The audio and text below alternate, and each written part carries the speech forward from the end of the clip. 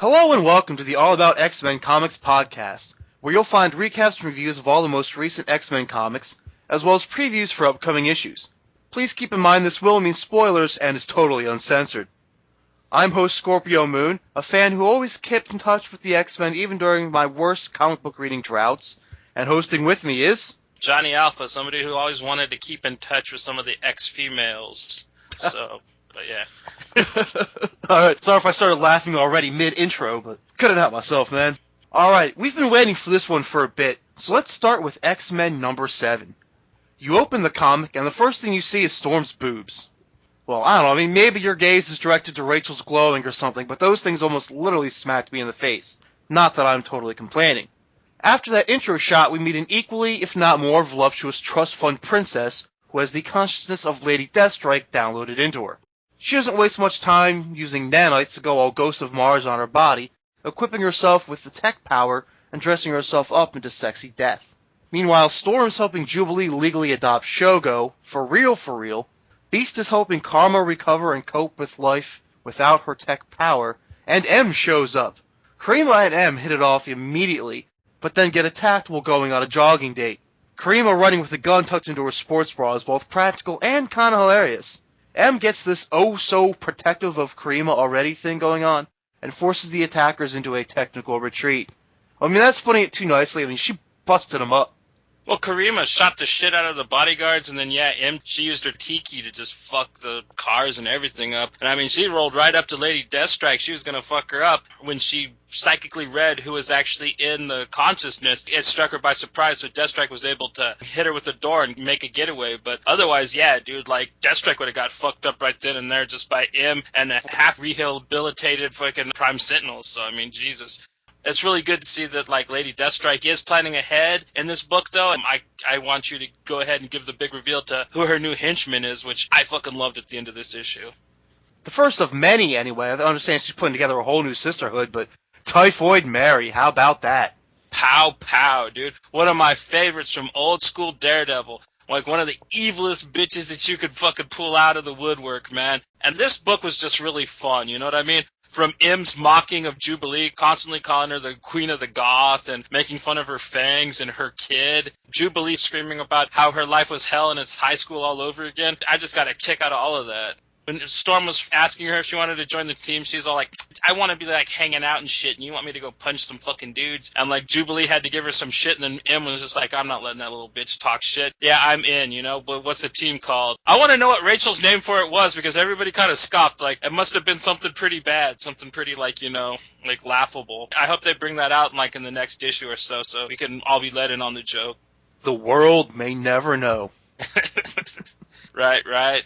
But, yeah, this book was just, I don't know, it oozed femininity and sexiness and just, I don't know, this is what the Jean Grey School should be all about. I mean, I'm going to go off on a little tangent here, but I really think that they should fucking kick Jason Aaron off of X-Men. They should cancel Amazing X-Men. They should let him focus on his Thor, because that's the only thing that he's writing at Marvel that doesn't completely suck balls at the moment. And they should just let Brian Wood write the Jean Grey School, let Brian Bendis write the Xavier School, have the Bryans go to war with each other, have the Bryans have their own teams. And I think that that's the way that they should do it, man, because Jason Aaron's being a buffoon, and you know, Brian Wood is writing the only Jean Grey School book that's even worth, like, looking at the moment. Yeah, Battle of the Bryans. There's a pairing or a competition for you. I like it. And you know, I think you're really right, Matt, at least in the respect that's, like, I think we get enough of the Jean Grey School in the X-Men book. I mean, I know they kind of, like you say, they don't strictly call it, you know, some goofy female X-Men name, but it's like, yeah, we're the X-Men. But it was kind of advertised as kind of being the female X-Men team. Even that being said, it's not like, you know, like men are completely, you know, knocked out of the book. Like, you can have, like, Beast in there and other characters, you know, like a Wolverine had basically an issue with Jubilee. So I think you get enough of the background of what's going on in the Jean Grey School through the characters that we see leading that book. Right. And I mean, you're getting a little bit of influx with the students. Got Bling talking to Jubilee, and I guess Bling has the hots for Mercury. And I guess that didn't go over too well for her, so now she's going to be after Jubilee's crack, I guess, which is, I don't know. You know, like the X-Men guys are just loving their lesbianism right now, man. I mean, Sam Humphries ran with it in Uncanny X-Force, and I mean, it's been popping up quite a bit in like these series. So yeah, I guess Wood decided like, yeah, I might as well just like have some fucking hot crack snacking in my book too, you know? Right on. Oh yeah, I mean, and just keep them coming. I mean, until no one cares anymore. You know, I'd love to get to a point where it really isn't a big deal every time you've got like a new homosexual character or a new character of a certain race or gender or whatever. You know, I'd love if we got to the point where that isn't a story in comic books anymore. It's just kind of like, hey, that's another character, that's another thing, and you just kind of go with it. Right, yeah. That's the last taboo. That's the one that they really need to still break through. And they're really trying. I mean, they took great strides in Astonishing, having, what's his name, the Canadian guy getting gay married. And then, yeah, like I said, they've been having, like, homosexual relationships here and there pop up with female X-Men and other X-Men. And I don't know. I really hope that it kind of gets past this thing where it's kind of not something that's looked down upon anymore. And it's kind of like how it was in the 70s and 80s when they decided to make the X-Men a racially diverse team. You know, like now that they'll be a racially and sexually diverse team. You know, and that's awesome. You know what I mean? That's looking towards the future. And if it's going to happen anywhere in comics, the X-Men comics are a great place for it to be happening in. Yeah, that's the groundbreaking place for anything hot button in Marvel Comics for the most part. Okay, so pulling ourselves back into the issue, Deathstrike is pretty much the only one to make it out of this whole thing alive in her failed attempt on the school, you know, leaving each side to kind of regroup. The X-Men have to get down to the bottom of why they were attacked, which draws Em and Karima out of retirement, and Lady Deathstrike needs a better team of cronies to help her pull off her plan. So just what is she after? Well, at first she kind of wanted Karima's old parts, you know, she wanted Prime Sentinel tech, until she realizes there's something much better down there, you know, some piece or whatever's left of Archaea, the team's first villain. That's going to be like the big reveal, like how that's going to work out, and this is going to be a crazy-ass arc, you know what I mean? And Brian Wood's been promising that this is going to be the action X-Men book, you know what I mean? You get the drama and the silly from everybody else. This is going to be the ass-kicker book, and I really, from this issue, I can see that it's going that way. Damn did they get their asses kicked. I mean, you're selling it lightly. She's the only one that made it out alive, but the thing is they didn't even make it within like a few miles of the school without getting all three of their Suburbans and all their dudes just trashed. Her plan was more than flawed. She got fucked up. I mean, no ifs, ands, or buts about it. Not even two of really the strongest. I mean, I guess, you know, M's never been used properly. She has an incredible power set. She's psychic. She's got telekinesis. She's super strong. She's almost unhurtable, and she can fucking fly. I don't understand why she's not used more often. Like, even in her whole run at X Factor, I don't even think she's done anything as hardcore as what she's done in this one issue of X-Men since Woods brought her on. So I'm really happy to see that they're, like, actually using her to her potential for once. Yeah, man, really just let her cut loose. And, you know, they kind of show, like, the point of view thing, too, where it's like you blink, and it's almost like you missed it. But, you know, she just, like, whirlwinds around and, like, you know, Tasmanian devils the fuck out of everything. For real. And I didn't even know her telekinesis was that strong. Usually in X Factor, they just had her flying around punching everything. I mean, damn, you know, she's got some oomph to her.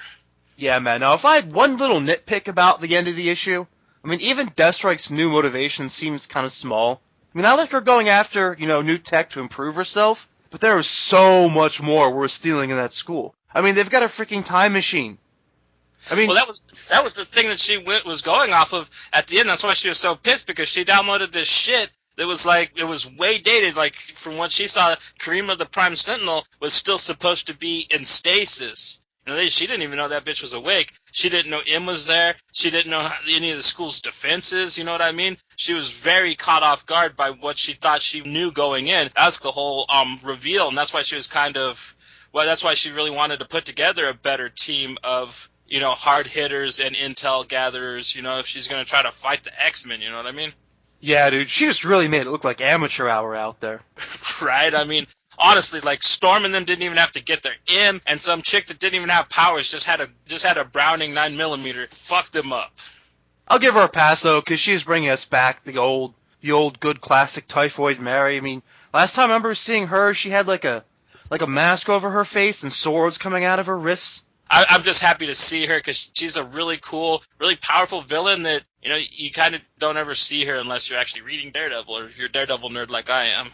But, you know, honestly, if I have one real takeaway from this issue, it's all about the sexy, man. I mean, it's midriff bearing, cleavagey, ripped jeans, hips and curves. I mean, if anyone has any advice on how to celebrate all this without sounding too crude, I'd love to hear it, because they've really dialed it up all of a sudden.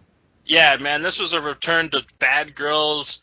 I'm not going to say it's like totally back to the Jim Lee Liefeld, big guns, bigger boobs era, but it definitely was hearkening to that a bit, you know what I mean? It wasn't a full return, but it was a celebration. It was an homage to that era, this issue, at least. Yeah, man, that's just a real strong impression I was left with. But okay, let's do thumbs up or thumbs down and buy it or skip it. I'm going to go thumbs up. Because I really just enjoyed it. I really like the new characters that have come into the fold in this. I like the new Deathstrike. Like you said, she is all Ghosts of Mars looking and in appearance and attitude, which is one of my favorite films, by the way. And I'm going to say buy it because the book's still in its infancy. It only had a few issues before Battle of the Atom popped off. And this comes on as a really good jump-on point as well. So buy it. This is a great issue.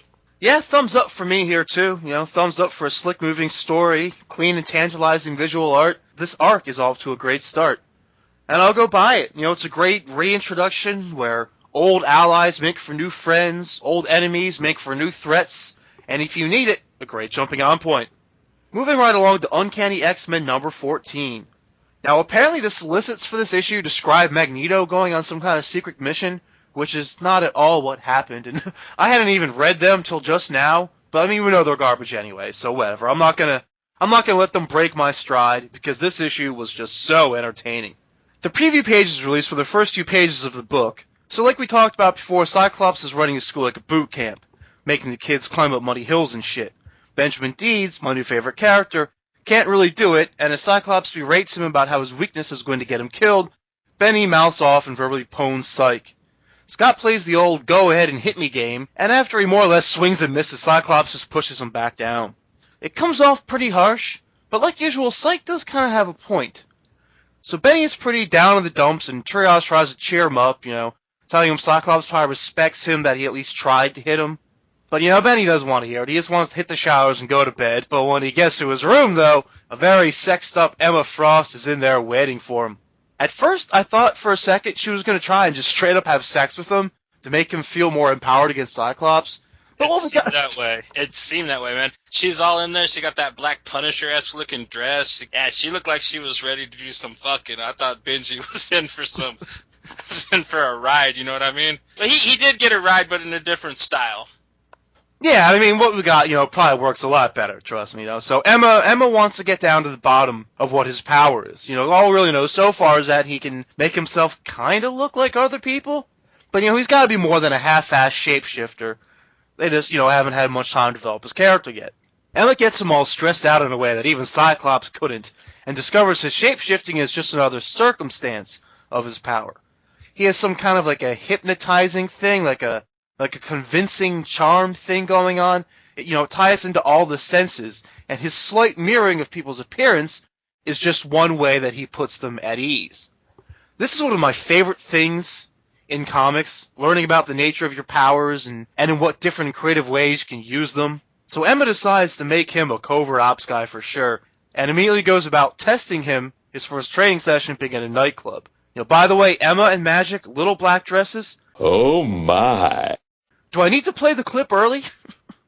Hell no. And the whole thing, like, do you want to rob this place? Yeah, maybe after we see how the kid does. The fucking line killed me, man.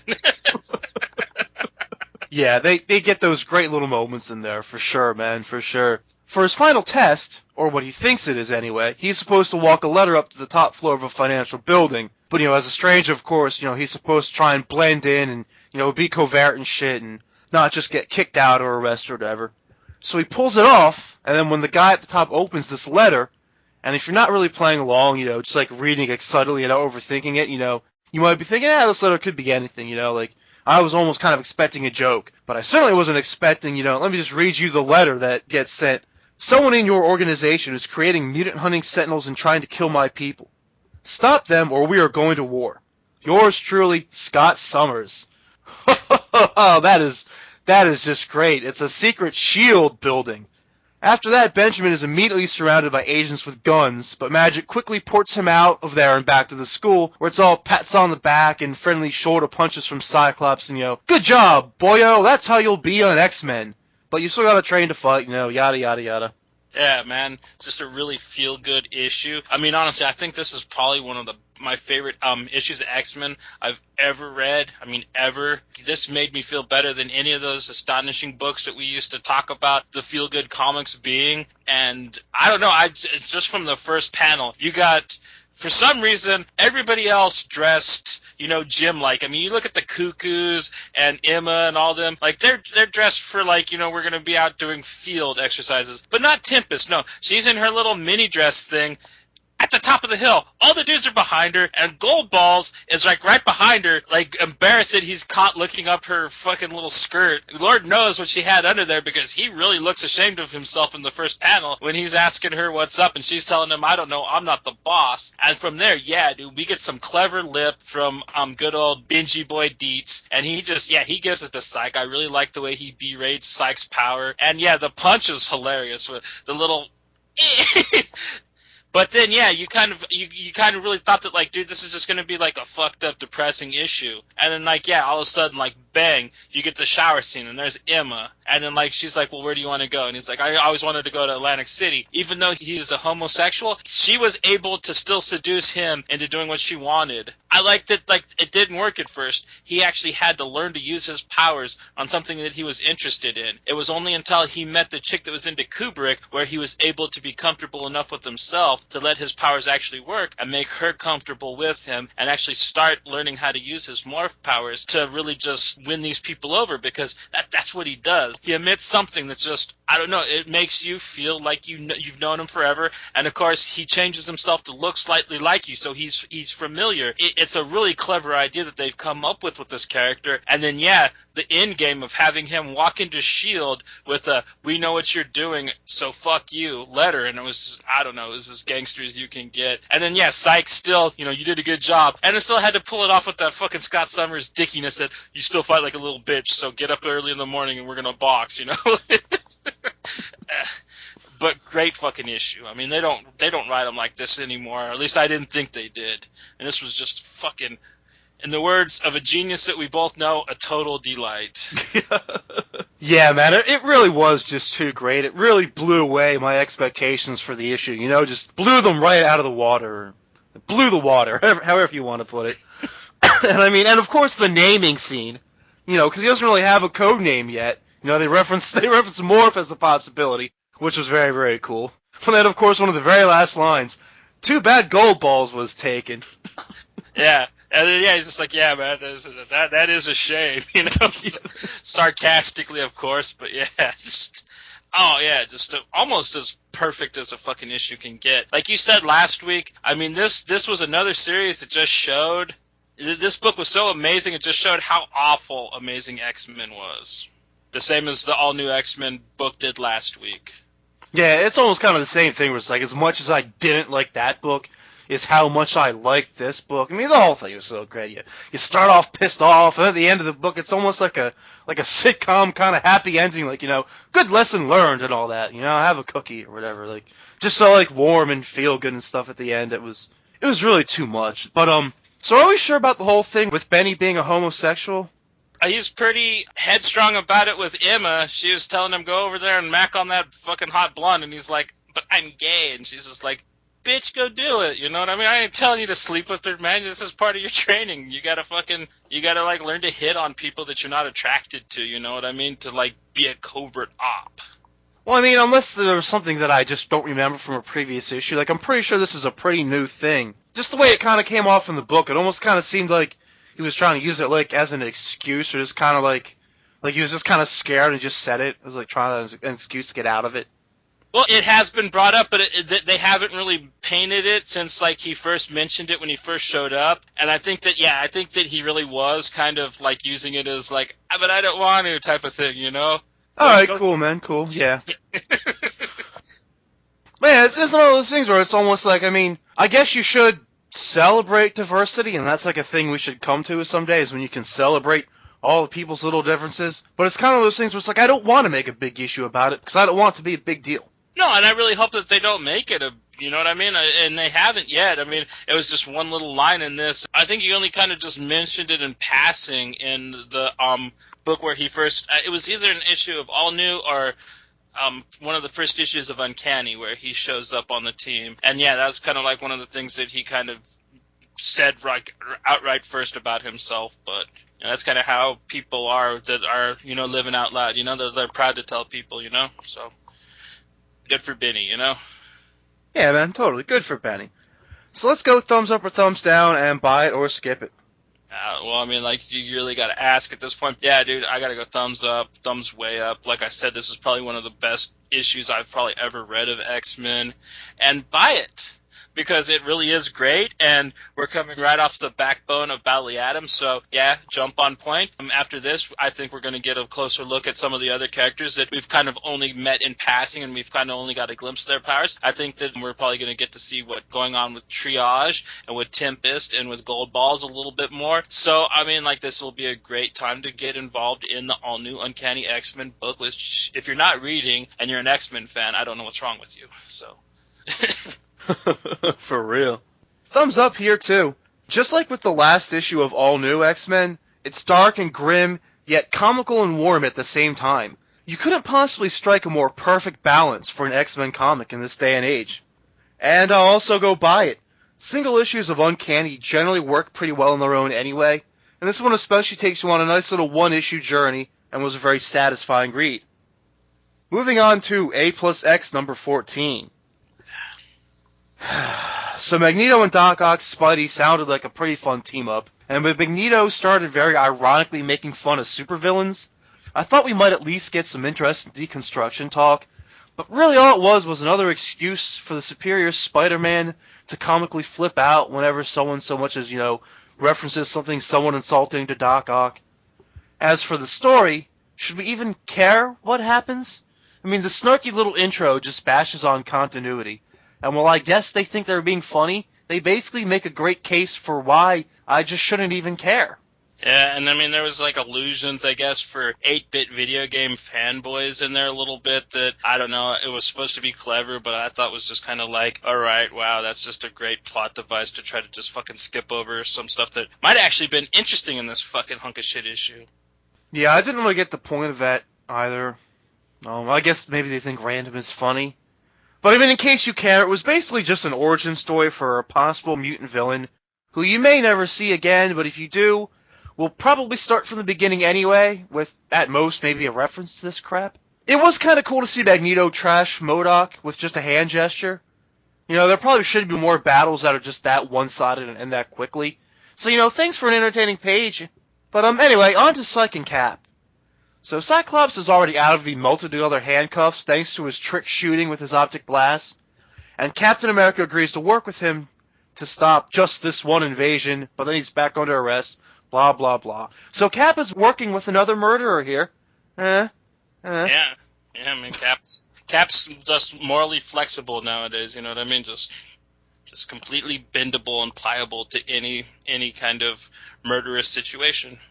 So they stop by a S.H.I.E.L.D. safe house, because they want to get some intel. And what was probably one of the more interesting things to happen in the book. It's kind of cool that S.H.I.E.L.D. has specific protocols in place for when you have to make alliances with known fugitives. So, the super secret-y spy aspect of it is kind of cool.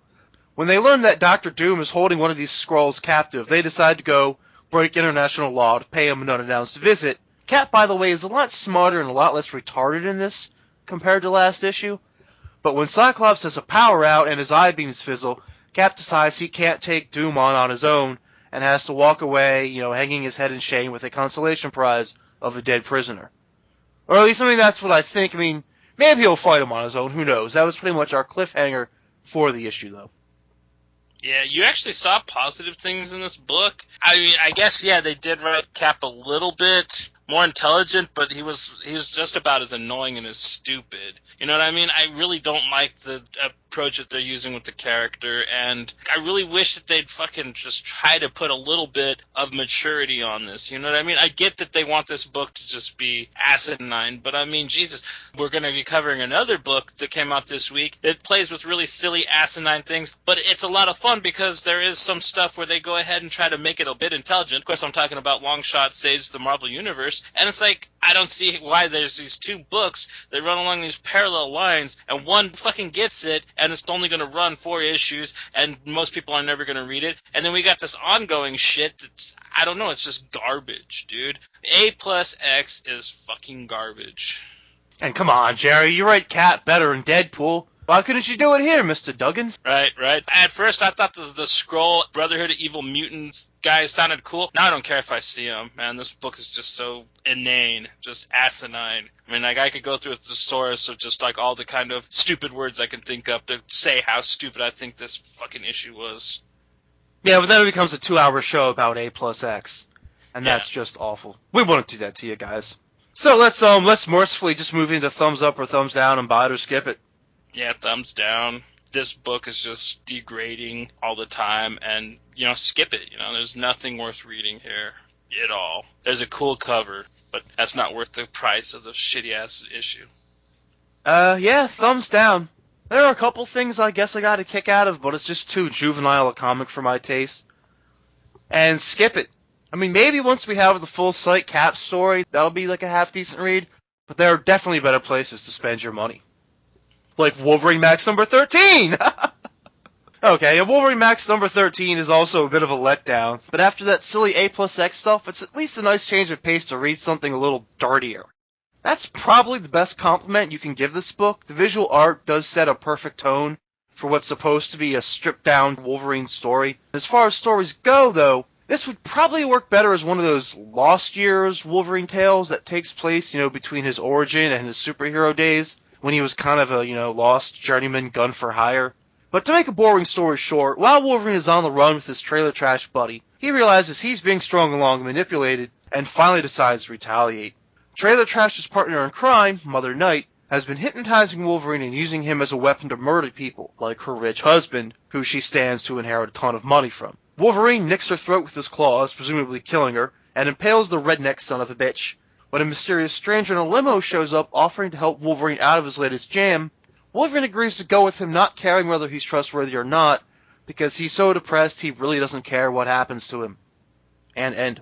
Yeah, I mean, can we say non-climactic? This issue is just a nice little cap on a nice fucking shittiest arc I've ever read. I mean, we've had 2 issues of setup that didn't set up shit. We had boring illusions of fucking and badly drawn fuck scenes and a couple lame-ass MMA fights and Wolverine crying a lot, not knowing what's going on. That's what we've had for 2 issues, and then in the third one, at the very end of it, we finally get what's going on really fast, shoved in our face, and then the big reveal, like Wolverine uses one claw and nicks her neck. I liked when Magneto crushed MODOK with one hand gesture. I mean, like, at least that was more gangster than, like, I could kill a chick with one blade, It's like, oh, man, it was just... I know I don't like this book, period, but that was just an upsetting, stupid climax. And then, yeah, he guts the redneck who's, like, dying anyways. So, yeah, way to go, dude. Way to go, Wolverine. That is so gangster. Way to make fucking the Jock Arc on fucking Savage Wolverine just look like the most action-packed, impactful, amazing fucking Wolverine thing that's come out from Marvel now in the recent months. I mean, honestly, you were going on about how uneventful that was. This made that look like fucking the Avengers movie, you know what I mean? Just, feast for the eyes. And the sad thing is, there's evidence that they seem to get Wolverine. On at least some very basic level. You have the idea of him as a living weapon, but unfortunately for him, it's often other people pulling his trigger. This idea that he can feel pain that no one else can possibly ever feel, like pain at that level is only associated with injuries that would normally cause death in anyone else. I do kind of like him blowing out his own brains to scramble the hypnosis. I'm not like a brain surgeon, so I don't know if that works on even like a science fiction level, or if it's totally stupid. But it gets the job done. I don't know if the memories are like on the outside, and that's the part that gets scrambled by the shrapnel. I thought he had an adamantium fucking skull, you know what I mean? Like, how's it gonna get blown out? Well, there's no bone. Like, like your chin has kind of like an empty part in the middle. If you look back at it, he shoots the shotgun like up through his face. So it can kind of go into his skull. Like, through the chin part? I suppose. I see what you're saying. They kind of get, like, the tropes of Wolverine, but they really don't get the character. They write him really stupid. The only person I know in the Marvel Universe that is as stupid as they write Wolverine in this book is Johnny Blaze, the Ghost Rider. But he's supposed to be stupid. That's, like, his character trait. Wolverine's actually supposed to be slightly intelligent, even though he lets his anger rule him. He actually understands what's going on, but not in this series. This one, this guy's just kind of like, oh, man, I got a beer and a fucking guy in a box. That's all I need, He's nowhere near as retarded as he's written in this book. The problem is they don't really seem to know what to do with him. The overall narrative of the series has been totally unengaging, or, as Johnny put it, shittiest, boring, upsetting, stupid, uneventful. I shudder to think what the end game is. With the title ending soon, I have no idea how they put any kind of a satisfying cap on it. Maybe it should have just ended open-ended right here. Yeah. Well, I guess the whole series he's been trying to get to Las Vegas. There's something big going on there, and he's finally going to get there in this next issue with the David Lynch guy in the limousine. You know what I mean? I totally got like a Lost Highway feel from that shit. It's just like, all right, so we're going from like MMA, NASCAR chic to David Lynch, It's like, what are you trying to do with this, Jason Starr? I have no idea what the hell this guy's trying to do with this character in this book. So, thumbs up or thumbs down and buy it or skip it? Thumbs down, skip it. End of story. Yeah, thumbs down here too. I guess a lot of his stories do kind of just wrap up with, and then Wolverine killed everybody. The end. But they can't really seem to find a balance between telling a basic meat and potatoes Wolverine story and challenging with villains on his level. I guess you're not going to bring, Apocalypse into this or something like that, but when he just runs over trailer trash and guts people like this, these villains are just so not on his level at all that it's almost kind of offensive to watch him kill them. He's killed, I guess it's kind of a thing where Wolverine doesn't really kill women, too. I guess he kind of killed Mystique a couple times, so maybe I can let that go. But yeah, it's whatever. So, just skip it, I actually thought this arc was one of the better out of the series, but you're not really missing much with this issue. So let's just move on to Longshot Saves Marvel Universe number 2. Okay, what have we got here?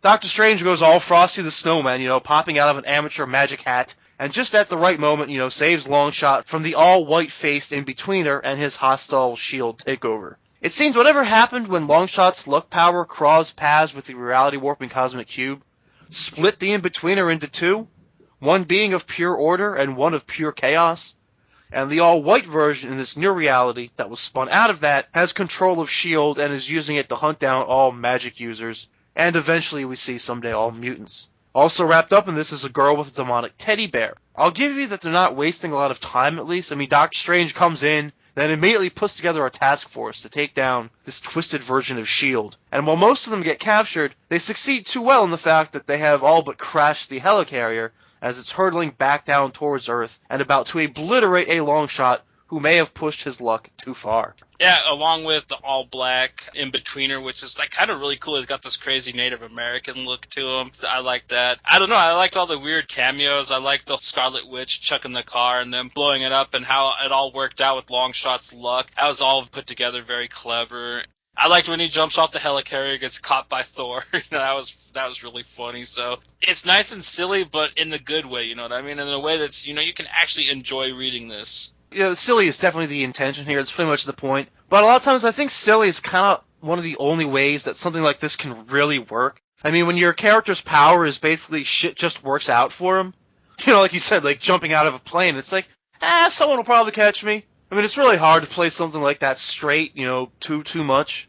Especially when you don't want to anyway. So that all works, but I don't have too much else to say about it. So unless you do, thumbs up or thumbs down and buy it or skip it. I'm going to go thumbs up. I had fun with it. I liked Doctor Strange popping out of the hat. I liked the teddy bear and the little girl are like the main focus of it. It was silly, kind of like in a good way, like I said. But I'm going to go ahead and say just get the trade paperback for when this comes out. It's going to be a nice little, fun little read, so. I've got to go thumbs down. They keep repeating the same jokes. Every other page is, look, I got lucky. Look, every girl loves me. And the gimmick has just kind of worn thin on me already, I guess is what I'm trying to say. So I'm going to go skip it too, unless you thought the first one was like one of the coolest things ever, then, obviously keep going with it. Moving on to X-Men Legacy number 20. X-Men Legacy number 20 was a damn good comic. They Fuck really, yeah. they really push it with the visual art, with how much craziness you can take, at least for a Marvel book, I think. It's very trippy stuff, and all these ideas about Gestalt and Legion's mind being more than the sum of the parts. I mean, it's so crazy that it walks the full circle of crazy, doing a 360 till it gets back to normal again. It's also really classic X-Men Legacy misdirection. There was never anything so silly as a Shadow Phoenix weapon, not in this bloody book. It was a ploy, a ruse, a deception. Arcus actually feels indebted for Legion humbling him and helping him get his shit together, and wants to return the favor. So this whole thing about execution by Phoenix was just to scare him so witless that he gets his wits about him again. Most of the book is a trippy trip through his mind, but he comes out of it discarding the whole I rule me philosophy, because, all this junk in his psyche, it's all him. It's not like some country to rule by fear, like he's the Tyrant Doom lording over Latveria. All the desperate, quivering expressions of who he is are all, these mucky pieces inside of his brain. It's all him. So he stares down death and realizes that he needs to lead himself by example. Between that and this little treatise on death from the beginning, it's pretty epic shit, and reminds you what the name Legion really means. But yeah, that part about the hatred personified threatening to eradicate Earth, so far, we think that's still pretty real, and as the book ends, a powered-up Legion takes off to confront it. Right, yeah. And I mean, it was really interesting. I liked that they had you going. They really had you think that these people were trying to snuff him out. But really, they wanted him to finally get his shit together and realize he can get all of the powers that he has inside of his head to work together, and he can be his father's son finally. And like, that is so great that Argus, with his ruse, was able to actually make Legion something so powerful, something so poignant, something that he probably always should have been if he didn't always see himself as something that was broken. I loved it, you know what I mean? It was a great turnaround, and I like that he had to have Blindfold's help. That's one of the main key things about this series that's kept me going, is their relationship, and I like that their love is what actually helped him solidify himself too. And it was a minor point that they made in this book, but it was a very poignant one. She was back at the Jean Grey school at this point, right? I think so. I mean, like, they didn't really say where the hell she was, but yeah, like, Storm and shit was hanging around with her, and I think Psylocke, so yeah, I'm pretty sure she was at the goddamn fucking pirate ship school. It was all X-Men staff there, so that's what it kind of looked like. I mean, I like your point about Blindfold, man. I mean, I don't want to go too power of love all over it, but, I refute that! Stop being such a soft twat. Yeah. Misfits references. I love them. But, yeah, thumbs up or thumbs down, and buy it or skip it. I'm going to go thumbs up. I'm going to give this one a big thumbs up. I like the twist. I like that the whole thing was to get him to fucking finally get his shit together, which is basically, like I said last week, what the core of X-Men Legacy, as long as I've read it, ever since Mike Carey started doing it with Professor X, which I find poignant that now it's about his son getting his shit together in the series, that I really just, man, it came full circle. It's really awesome. But I'm going to go say get the trade, man, because this is the middle to end of a great story arc. It's not a jump on point, so wait till this is all run its course, and you will have one fucking great read. Thumbs up. Maybe I'm just all fired up from reliving it here, but this book is magnificent. And buy it, because it's one that you'll probably want to read a few more times before the series ends. So, now moving along to Cable and X-Force number 16. Being my favorite comic, you'd think I'd be all excited to discuss this one first, but I guess sometimes I get in a save the best for last kind of mood. Besides, X-Men and Uncanny really made a great match for starting off this episode. Now, X-Force picks up right where it left off, which is exciting as we're already right in the middle of action. Colossus and Domino have to take down their Sentinel, which they do in great fashion. Once again, engaging, cleanly depicted action as Domino crawls into its mouth and makes it target itself, and then Colossus finishes it off wielding a 660-pound plasma torch as a sword. Of course, when things blow up, it starts an avalanche threatening them and the little town below. Over on Cable and Hope's side, a last-minute telekinetic force shield saves Hope from the bomb, but where did it come from? Not Cable, because later we see his TK is shorted out. Apparently shoving a giant knife into your brain can have an effect on your mutant powers, and all that leaking energy has left him burnt out. Luckily, it was Hope who sucked it all up, and she still got the power of a full telekinetic, so now it's all Hope Unleashed, No more training time holding her back crap. With their weapons fried, she has to take out all the bad guys, and she's loving every minute of it, you know? Hope is in her glory. She's TK blasting everyone, having a ball, you know, till their backup arrives, and it's only like 3 more Reavers. They've got a magnet bomb thing that zaps up all the Reaver wreckage into like a super cyborg ball of destruction, leaving us for our cliffhanger for them. In my favorite segment, Boom Boom is dancing in a virtual club mindscaped by the Trickster. Yeah, just like not even wondering like where the hell did this dance club come from?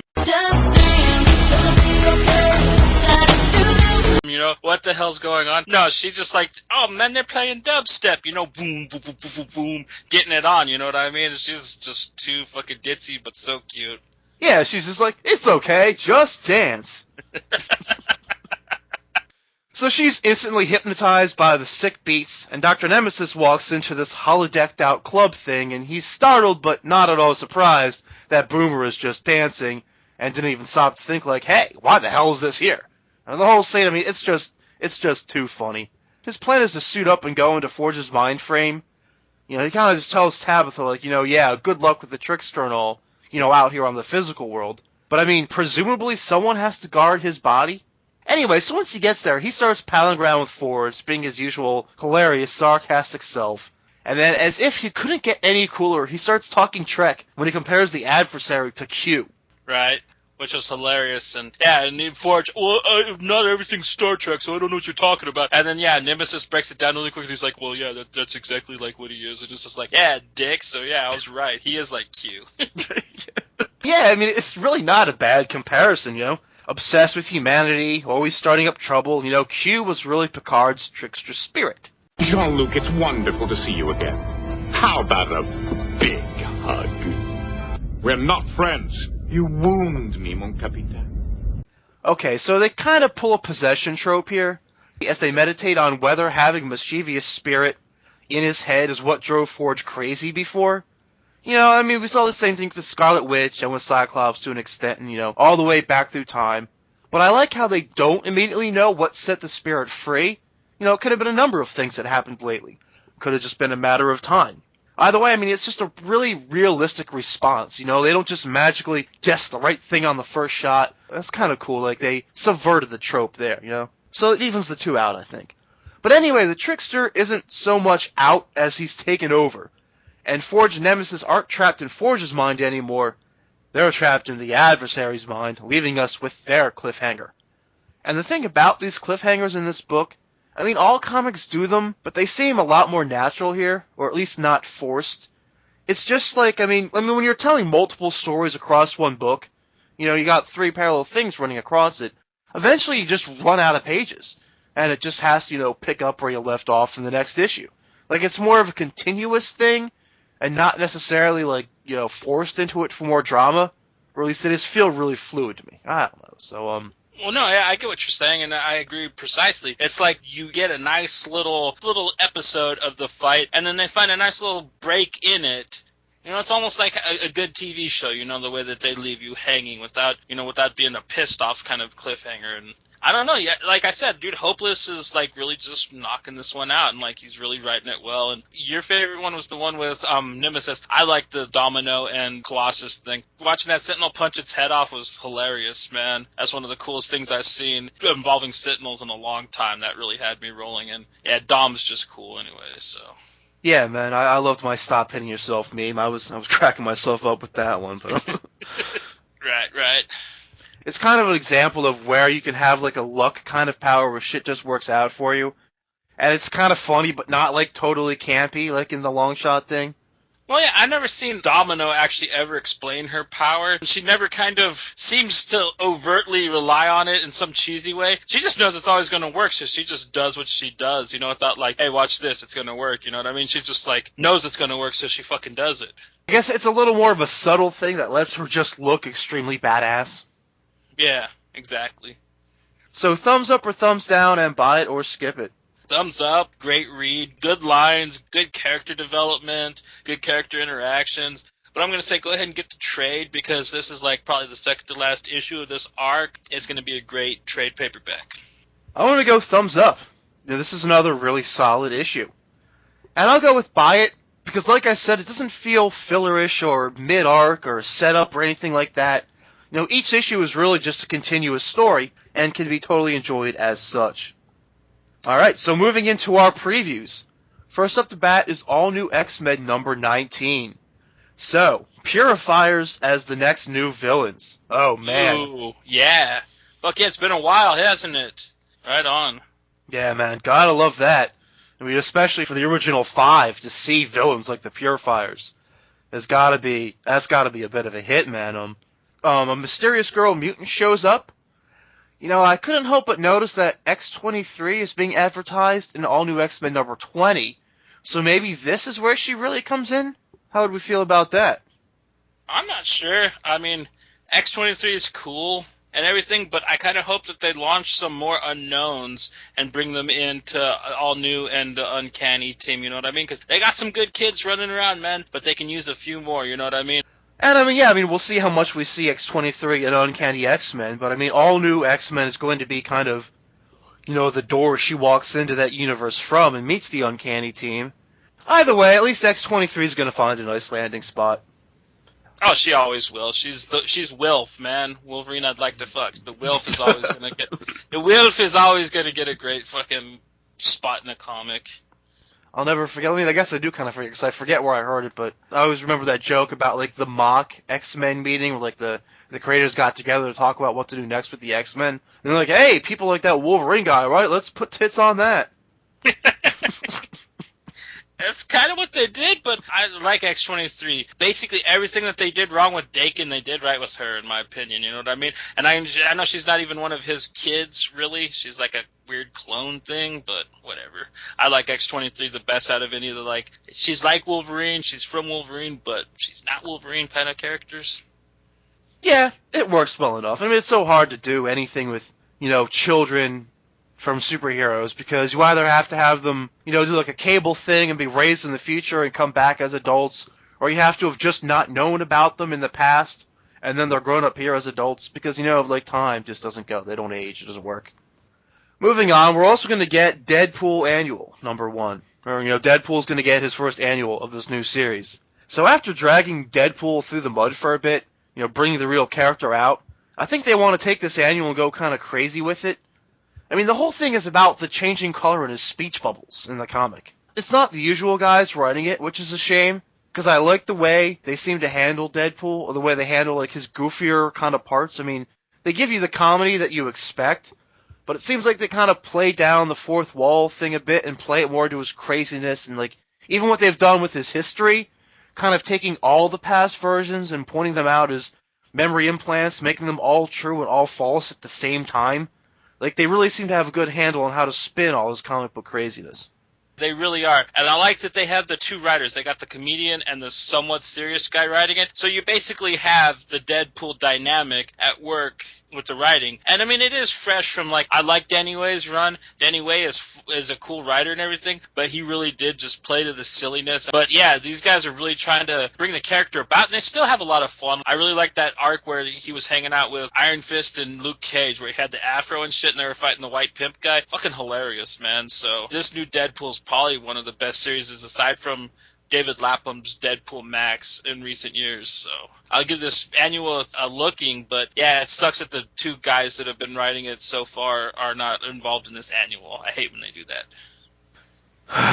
Yeah, man. I don't know. Fingers crossed, I guess. We're also going to get Savage Wolverine number 12.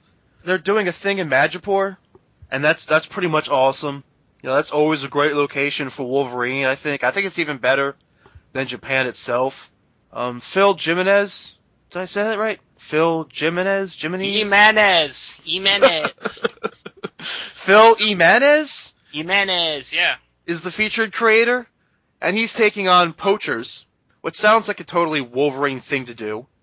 I mean, as a writer, I think he's done lots of Wonder Woman, some Titan stuff, some Spidey, but not Wolverine before. I hope he knocks it out. But, I mean, it's Savage Wolverine, and nobody's expecting perfection. I mean, we're coming off a Jock's run, which was really weird. We're also coming off of the thing with him and Elektra. This is the experimental Wolverine book that probably Wolverine Max should have been. And from what I see coming up in recent months for Savage Wolverine, this book looks like it's going to be a lot of fun, even if we get a couple bad issues here and there. So, you know what I mean? Bring it on, Mr. Jimenez. Yeah, man, I think Savage is going to have some good stuff coming up. We're also going to get Uncanny Avengers number 14. A mutant army is on its way to fight the Apocalypse Twins, and it seems Kang is forming an army of his own, made up of other baddies pulled from across timelines, so expect this to get a bit weird. Were it not for this show, I'd probably be totally waiting for this thing in trade paperback, especially with the way the story is kind of dragging. But each individual issue has been pretty interesting so far in some way or another.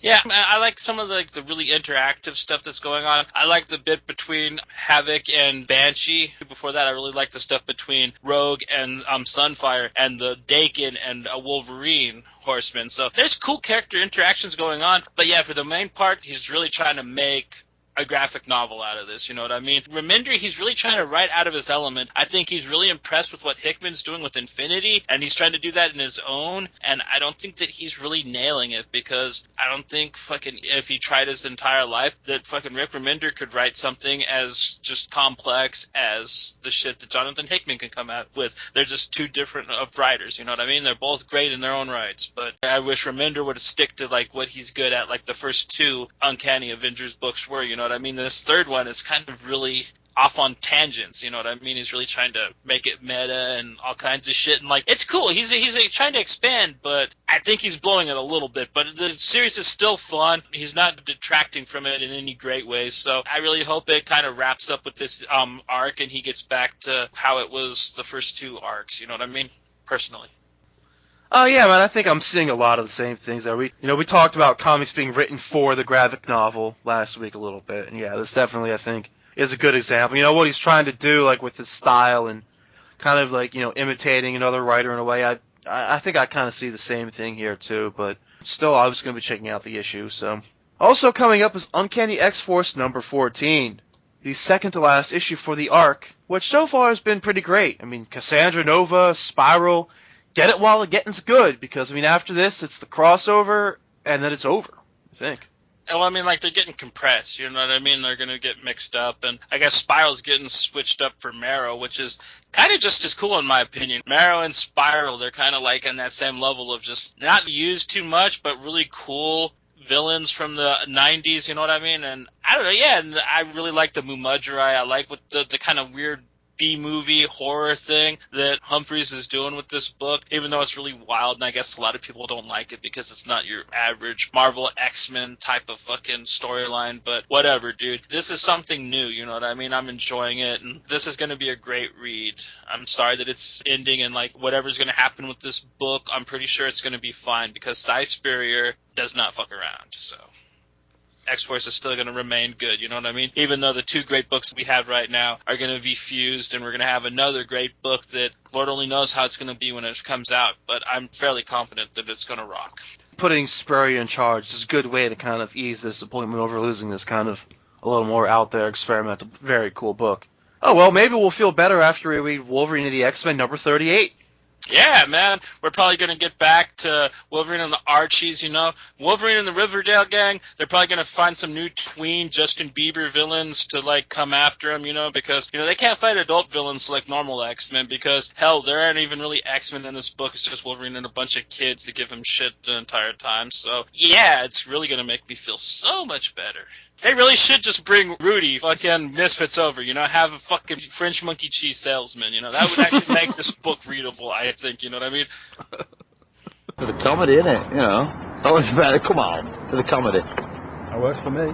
Oh man, if only. But let me refute that just a little bit, possibly, because I think we could almost be looking forward to this, because it seems like the book's last shot here is tackling the X-Men versus S.H.I.E.L.D. event they set up. Which, we've seen a bit in Uncanny now, too. Now, I know technically X-Men S.H.I.E.L.D. is not a true event, like AVX or something, but I think I can only hope that, like in Battle of the Atom, the event, as I'm kind of calling it, kind of hijacks the book, therefore elevating it. So you think that this is going to not involve Quire and his girlfriend and Brew like the rest of the Wolverine and the Riverdale gang's been, and this is actually going to be like him and like people like Rachel Gray and Psylocke kicking the shit out of S.H.I.E.L.D.? Now that is a book that I could read, you know? That's something that I'd actually be interested in seeing Jason Aaron do, but I really don't think that that's what we're going to get out of this. You know, you read Amazing X-Men 2 weeks ago, or 3 weeks ago. Well, I mean, I got so used to Battle of the Atom taking it over. And that's the only kind of real analogy I was trying to push here, is that it seems like, X-Men versus S.H.I.E.L.D. is taking place in more than just one comic. So it's a little bit of a crossover-y kind of thing. It's like, maybe someone kind of put the main idea in place, and that kind of takes over the book and makes it better. Or, I don't know, maybe Quentin Quire will just win the day. Yeah. He'll get the girl, and he'll give that old crabster Wolverine what for, you know what I mean? Teach him his lesson, like old Archie always does. Well, hey, man, I mean, if we don't totally enjoy that one, we also get the Wolverine and X-Men annual. That's right, we're getting a double digest of Wolverine and the Archies, you know what I mean? I love when you go to the supermarket and you see Archie's double digest, and we're getting that this month from Wolverine and the Archies. That's amazing. What's going to be happening in this one? Are they going to go to, the milkshake place, get some milkshakes, and maybe, go roller skating or something? Well, it's going to be milkshakes in space, because we're going to get Kid Gladiator, the return people have been clamoring and protesting Marvel for. Really? Wait, no, that didn't happen, did it? Yeah. Well, the protesting part, but no. Kid Gladiator is going to come into it. They're doing kind of like an Infinity crossover thing here, an Infinity tie-in, I guess, for this book. Which, I mean, I'm not sure what's more of a waste, like doing an annual for a book that's about to end anyway, or making an event tie-in. I mean, usually I love annuals because you get like a big comic book with a more complete story. At least that's what you get in the kind I like. Is this annual going to be written by Cheese Master Aaron himself, or is this going to be written by some Dubois that fucking, they put on the title because it's a cheeseball annual, like the Deadpool thing? I believe it's going to be our regular writer, Jason Aaron. All right. Okay, then. Kid Gladiator looks like some kind of fucking Bozo the Clown reject anyway, so expect some juggling, you know what I mean? Cataclysm Ultimate X-Men number 1 of 3. So it's out of the fire and into the frying pan, which I guess is pretty typical for heroes, especially mutants. And in some ways, this makes World War X even more epic, because, I mean, if even the story that follows it has to be this huge game changer, what's that say about it? My biggest worry is that with whatever comes out of Cataclysm and the plans for the Ultimate World, that I'll still just end up preferring the ending from Ultimate Comics X-Men. But we'll see. Yeah, we'll see. And the good thing that I like about these Ultimates events is that you don't have to read each issue. You know what I mean? If you don't read the Ultimates, you don't have to get the Ultimates book to know what's going on in the X-Men one. They're self-contained from title to title, which is really cool. So if you only want to know what's going on with the X-Men, the Ultimate X-Men, you only got to read these 3 issues of Ultimate X-Men. I love that. I mean, of course, when the hardback comes out, it's going to have all the events just like United We Stand, Divided We Fall did, but collecting issue to issue, you don't have to worry about, having to get the entirety of the fucking Catechism crossover. And I've been a bit apprehensive of this, but I saw the cover, and dude, Rogue is looking smoking on that, so, I mean, I'm looking forward to it a little bit now. One kind of, on the bright side way to look at it, I guess. I mean, Brian Wood isn't writing it, so he basically put his finale on his version of the Ultimate X-Men. Yeah, which is tragic. I don't know why they'd have anybody else writing these characters, but is Spencer coming back at least, or who's writing this? Joshua Hale Fielkov. Oh, Josh, okay, he's the guy that wrote I, Vampire at DC. He's actually pretty good, so... Okay, so that wraps up that segment. What should we do next? You want to spike the punch, man? Fuck yeah, spike it up, bro. Oh, yeah! Alright, Spiking the Punch is a segment where Johnny and I each recommend one non-X-Men related comic. Johnny, what's your pick for the week? My pick, I'm going back to my normal Purge Image Comics with Zero number 3, which is really kind of a cool take on the spy genre, and I'm recommending this issue because the first 2, fun as they are, they were kind of just weird flashback episodes, and this one, there is a villain, it's not just flashes from the past. This is kind of a really kind of cool but well-treaded take on the spy genre. It harkens to stuff like Point of No Return, La Femme Nikita, and movies like Soldier, with these kids that were just trained to be killers. Basically, this guy, he is Edward Zero, and he has just been trained since childhood to see targets. There's no people, there's no love, there's nothing for him. He is actually told that he is nothing. he's zero. So, I mean, he's got this really nihilistic look at everything, and that's how he's been brought up. And basically, he has this handler that's the only person he kind of thinks of as a family, and this girl that he kind of grew up with that he's not supposed to show that he has any feelings for, but he actually loves. But like in the first 2 issues, you get this feeling that he goes rogue somewhere along the line. And this one really sets it up because you finally meet the villain, who is this guy who basically is starting up this really funny terrorist Kickstarter thing, and he's got this gala going on trying to sell these people this teleporter he's got, kind of Stargate-esque looking thing. But unlike going to heaven, this one only takes people to Ottawa, Canada, which is, shitty. So, but like, basically, dude is supposed to be killing these guys and getting away with the one dude, you know what I mean? He's supposed to capture him. But basically, his girlfriend was his backup, and she gets caught and interrogated and tortured. So he kind of blows the mission, goes to save her, and basically, he ends up having to snuff his target, which they haven't explained it, but he's able to take a bullet to the head and not die. Dude goes through the Stargate with his girlfriend, but his girlfriend doesn't make it all the way through, and all that comes out is her arm. Whether she's dead or not, we don't know. All we know is he thinks that she's dead, and this is his breaking point. And I think the rest of the series is going to be just really fucking awesome and hardcore. Kind of twist on the spy genre. Little book that Image is putting out right now. This series is pretty all over the place, man, and I love it for it. It's part real World War story, like using the Middle East conflicts as, something in the first issue. It's part spy series. But not like dapper James Bond, shake my martini stuff. More like shoot anyone in the face who happens to see you and might be a witness. And very sci-fi, with enhanced soldiers and teleportation devices, at least, leading up to this. The thing with this series, visually, is the constant changing art. Like, every issue is a whole new style, which is, kind of experimental and cool, but could be off-putting to some. Loved the first, didn't care for the second. And then this issue, the one you're recommending, I especially loved for the kind of the neon pastel coloring. And I guess it was a little more dapper spy agency in it, cocktail dresses and all that. But the reason I think this is such a great spiking is because of how it mixes all those different elements together. All the different elements I mentioned previously. Especially for someone who's more into capes and powers, it's a great intermediary book because it has those sci-fi elements in it. So you've got like a transition, You're not stepping so far out of your comfort zone, like say, going from reading Superman to like a straight noir comic or something. It's a good mingling. Right. And I get what you're saying, yeah. The changing of artists I found very entertaining. It kind of really reminded me of indie books like Jim Kruger's Foot Soldiers, where he always had different artists working on that with him. And then, this one kind of looked like a mix between Paul Pope and Sean Phillips' art, you know what I mean? Which is kind of a nice little mix, You had the noir coloring with the kind of very indie art, and fucking nice looking, you know what I mean? Just perfect for the type of book that it is. Yeah, man, this issue 3 of Image Comics Zero would be a really neat comic to have in your collection. I'm going to recommend Grim Fairy Tales Presents Wonderland number 17. So Zenescope has a reputation as a cheesecake comic company, and their gorgeous pinup-style comic covers are absolutely one of the main attractions. I mean, sometimes they're more than that, and sometimes they give into it. I'm not really here to defend Zenescope, but I guess in a way I am because I'm recommending Wonderland 17 as a comic that falls in somewhere, between the middle of those two extremes. Their bread and butter here is twisting classic fairy tales, making them darker and adding more sexuality. The basic premise is that Wonderland is another dimensional realm, a place of madness that has ruined the lives of almost everyone who's ever encountered it. Kaylee and her daughter Violet are from the Alice bloodline. They're our main characters here, and they're on the run from this madness. Its setup reminds me a lot of the Sarah Connor Chronicles TV show. We've got mother and child team up on the lam, running from the bad guys, in a way, really running from their destiny, until they decide to turn around and fight back.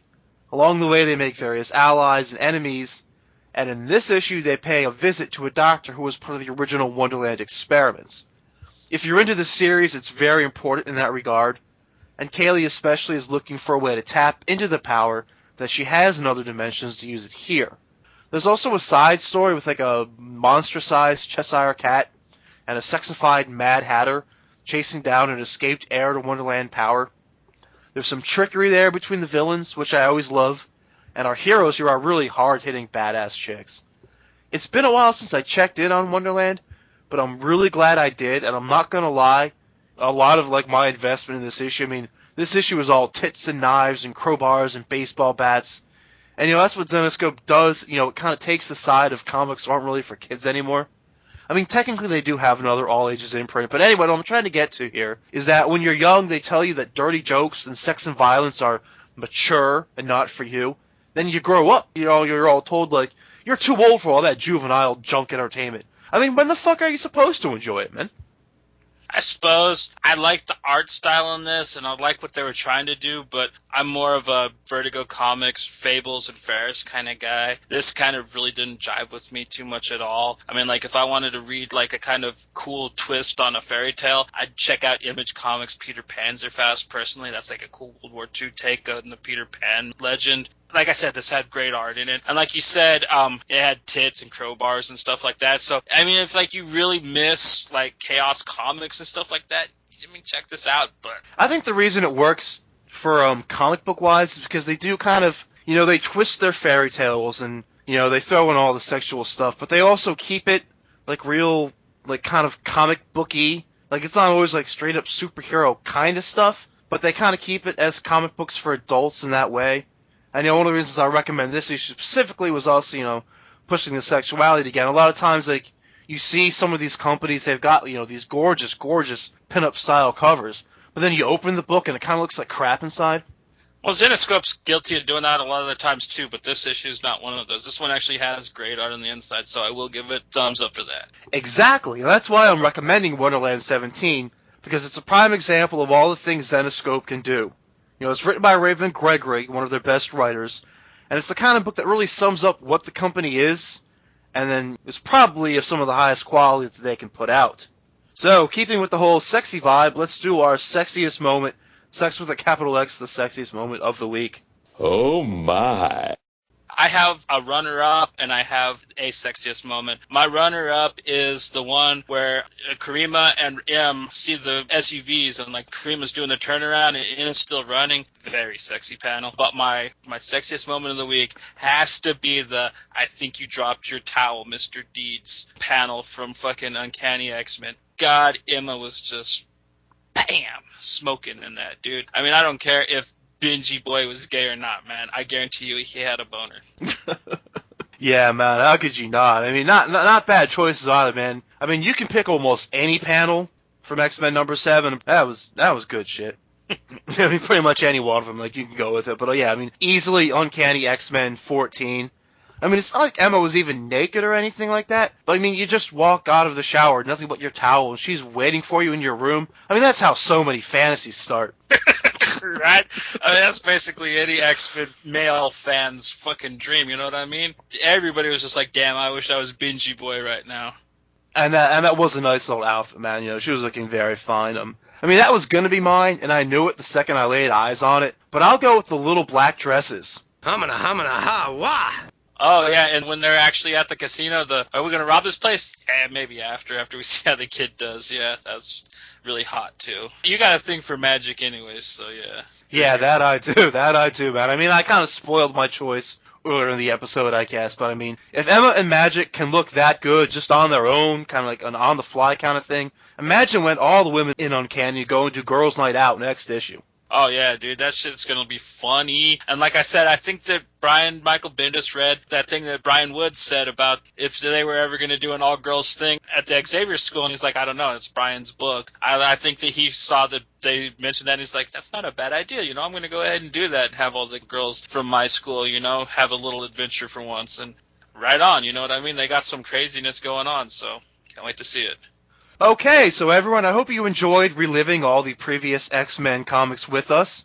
And I also hope that you come back to help us relive all the next issues that we just previewed when they eventually come out, and join us to pick some of our favorite sexy little segments, to make other recommendations, and who knows, maybe even throw another surprise segment someday. In the meantime, make sure to look us up on Facebook.com/AllAboutXmen Comics Podcast, our new home on the web where you can find pictures, memes, and hopefully lots of good X-Men conversation. As well, of course, the links to plenty of episodes. So, that pretty much wraps everything up. We'll see you then.